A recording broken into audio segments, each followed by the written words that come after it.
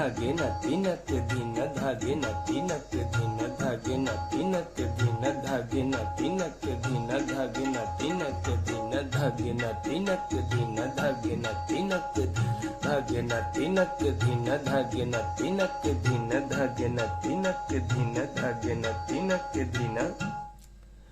Hello नमस्कार, action Bollywood music में आप सबका एक बार फिर से बहुत बहुत स्वागत है।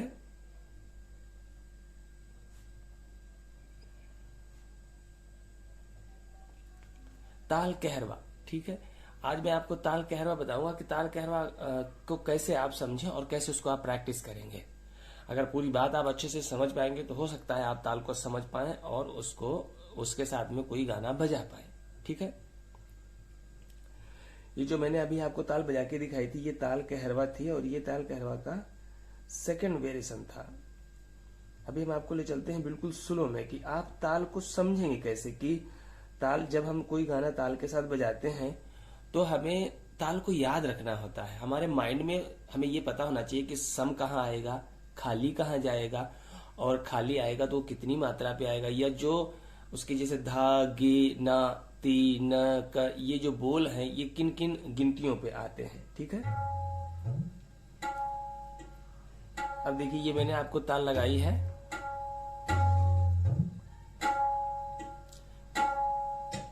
धीना धागे नाती नक धीना धागे नाती नक धीना।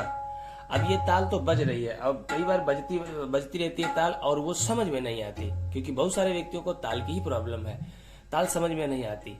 ताल समझ में इसलिए नहीं आती क्योंकि वो धागे ना तिनक दिन बज रही है। अगर आपको किसी ने दिया है धागे ना तिनक दिन तो आप उसको बोल लेंगे, गा लेंगे, लेकिन वो माइंड में रुकती नहीं है कि वो धा कहाँ पे है, ना कहाँ पे है, गे कहाँ पे है, ठीक है। तो वो हमें पहचानना होता है, क्योंकि ताल को हमेशा देख करके ही तो आप नहीं बजाएंगे। ये उसका ठेका होता है ताल कहरवा का, धागे न तिनक दिन।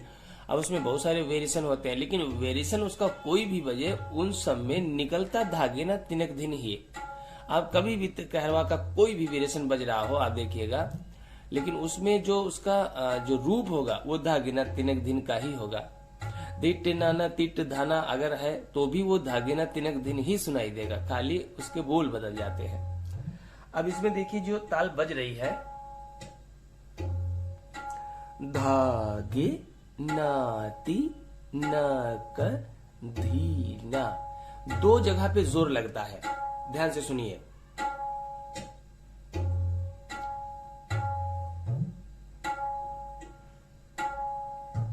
धीना, धा धा पे जहां पे हमारी ताल में जोर पड़ता है वो हमारी पहली मात्रा होती है, ठीक है। नाती नक धीना, धागे नाती नक धीना, हमें ये पहचानना होता है।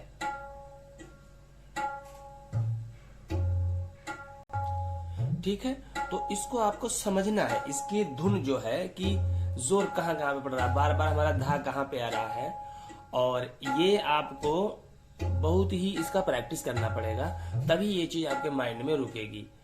सबसे पहले तो आपको ये पहचानना है कि हमारा सम कहाँ आता है। अब देखिए धागे, धागे पे अलग ही उसका रूप होगा, ये गे था, गे नाती नक धीना, धागे नाती नक धीना, धागे नाती नक धीना, धागे नाती नक धीना।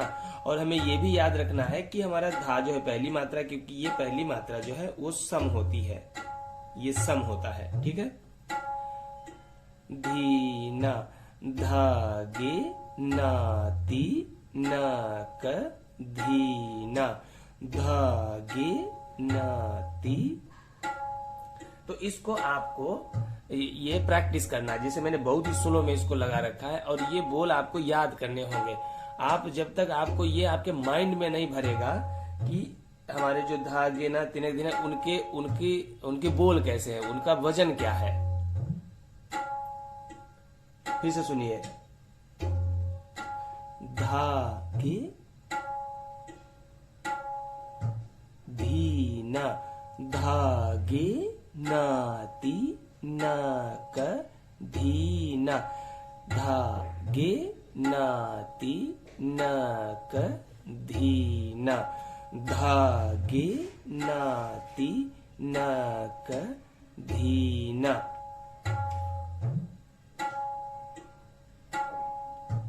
धीना, धागे नाती नक धीना, धागे नाती नक धीना। फिर इसका धीरे धीरे स्पीड बढ़ाइए, ताल का धीरे धीरे स्पीड बढ़ेगा, तो स्पीड बढ़ेगा तो आप स्पीड में गाना शुरू कीजिए। कई बार क्या होता है, जैसे हमारी स्पीड, हम ताल की स्पीड, जब ताल स्पीड में बजती है तब वो समझ में बिल्कुल नहीं आती, क्योंकि हमने उसका स्पीड में प्रैक्टिस नहीं किया है। हर चीज का प्रैक्टिस है और हर चीज प्रैक्टिस से ही आपके माइंड में रुकेगी। तो सबसे पहले ताल को बिल्कुल स्लो में लगाइए और उसके साथ कोऑपरेट कीजिए, उसके साथ चलिए, उसकी चाल को समझिए कि पहली मात्रा कौन सी है, दूसरी मात्रा कौन सी है, और दूसरी मात्रा जो है उस पर कितना जोर पड़ रहा है, हम उसको कैसे पहचाने, धा को कैसे पहचाने। सबसे पहले आपको सम पहचानना आना चाहिए। कोई भी लाइन हमारी है, अगर कोई गाना वो सम से शुरू होता है और वो कहरवा में है, ठीक है, तो जब तक वो लाइन लौट कर सम पर नहीं आती है तब तक हमें वही रुकना होता है। जैसे मान के चलो हमने एक ले लिया, ये हमने 8 मात्रा लेनी, ठीक है, 1 2 3 4 5 6 7 8। अब हमें इस पे कोई गाना बिठाना है और वो गाना हमारा जो है हमको इसमें भरना है, ये ताल है इसमें हमें भरना है, ठीक है। तो उसको हम कैसे भरेंगे कि हमारा वो पूरी मात्रा में आराम से बैठ जाए। अब इसमें हम कोई गाना ले लेते हैं, ये हमारी 8 मात्रा हो गई, मान के चलो ये हमारी कहरवा ताल है और ये उसका सम है, ठीक है, ये सम, हमने सम से गाना शुरू किया। चंदन सबदन चंचल चितवन, यह है 8 मात्रा, पर चंदन सा जो बदन है उसमें जो पहली मात्रा है वो 4 मात्रा पे खत्म हो जाएगी। इसमें हमारे चलते हैं जोड़ा, ताल कहरवा में हमेशा जोड़ा चलते हैं, या तो लाइन 4 मात्रा में होगी या 8 मात्रा में होगी, ठीक है। तो चंदन सबदन, अब अगर ये 5 6 7 8 हम छोड़ दें और खाली 4 4 को ही काउंट करें तो चंदन सबदन चन, अब फिर चन जो है चंचल चितवन फिर पहली मात्रा पे आ जाएगा। चंदन सबदन चंचल चितवन, धीरे से तेरा ये मुस्काना, मुझे दोष न देना, जग वालों हो जाऊं अगर मैं दीवाना। चंद, फिर वही आ गया। तो ये जो काउंटिंग है, जैसे कोई गाना चलता है उस गाने की एक चाल होती है, वो चाल हमारे समझ में आनी चाहिए। अब ये चाल क्या है, 1 2 3 4, ये एक टाइम चल रहा है, उस टाइम में हमें उस गाने को गाना होता है। वो टाइम नहीं रुकेगा आपका गाने में, अगर आप कहीं रुकना चाहते हैं तो आप वहां रुक सकते हैं और रुक करके आपको अपनी मात्रा पे वापस फिर पहुंचना है, ठीक है। चंदन सबदन चंचल चितवन, अब हम रुक गए लेकिन हमारी ताल चल रही है, ठीक है, हमारी ताल चल रही है। अगर मान लो बीच में हम रुक जाते हैं और हमें फिर से पकड़ना होगा तो हम उतनी मात्रा रुके रहेंगे जब तक हमारा सम नहीं आ जाता। सम आएगा तो फिर से हम गाना शुरू कर देंगे। मान लो हम दूसरी मात्रा पे रुक गए और आगे हम अब दूसरी मात्रा पे रुक गए तो हम एकदम तीसरी मात्रा से शुरू नहीं करेंगे, हम उसका वेट करेंगे जब तक हमारी पहली मात्रा नहीं आ जाती। ये चाल चलती जा रही है। चंचल चितवन धीरे से तेरा ये मुस्काना, वो काउंटिंग चलती रहेगी। तो गाने की चाल भी, चाल समझना, जो उसकी जो एक उसका बीपीएम है, जो उसकी एक मतलब जो टाइम है उसका गाने का, जिस टाइम में वो चल रहा है वो हमें याद होना बहुत जरूरी, तभी आप गाने में काउंटिंग कर पाएंगे। और ताल को समझने के लिए, पहली मात्रा को समझने के लिए आपको सम से सम पर वापस आना है। अगर हम इसको 8 मात्रा में काउंट करेंगे तो हम यहां से यहां तक चले जाएंगे। चंदन सबदन चंचल चितवन, तो यहां से हमने पहली मात्रा ली, यहाँ पे सम था तो यहाँ पे भी सम आ गया, ठीक है, क्योंकि हम 4-4 को ही काउंट कर रहे हैं। वैसे भी कहरवा में और 3 ताल में जो है इसमें पहली मात्रा सम होती है और दूसरी मात्रा खाली होती है। हर और जो इसमें जैसे जोड़ा बनते हैं, जैसे गाना चंदन सा बदन जो है इसमें 4 का जोड़ा बना है, तो इसमें हर पहले जो सम है वो पहली मात्रा पे आएगा और दूसरा सम 5वीं मात्रा पे आएगा। अगर हम इधर 5, 6, 7, 8 नहीं लेना चाहते हैं, खाली 4 को ही काउंट करना चाहते हैं, तो ये 4 गिनतियों पे ही पूरा गीत खत्म हो जाएगा, क्योंकि कहरवा में 4 और 8 के फ्रेज चलते हैं। ये 4 का फ्रेज इस गाने में चलता है।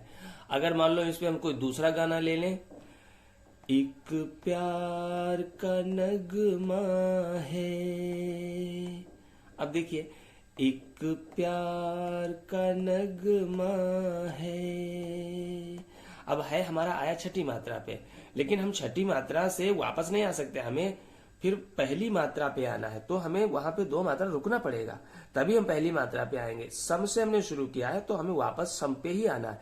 गाना तो हमारा खत्म हो जा रहा है 6ठी मात्रा पे, एक प्यार का नगमा है 6ठी मात्रा पे खत्म हो गया।